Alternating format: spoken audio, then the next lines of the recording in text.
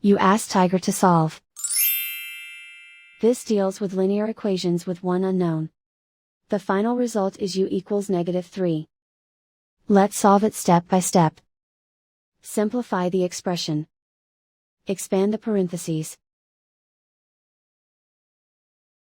Simplify the arithmetic. Swap sides.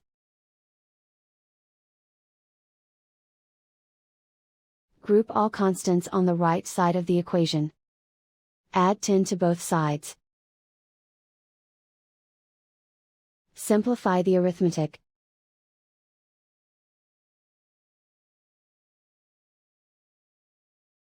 Isolate the u. Divide both sides by 2. Simplify the fraction. Find the greatest common factor of the numerator and denominator. Factor out and cancel the greatest common factor. And so the final result is u equals -3.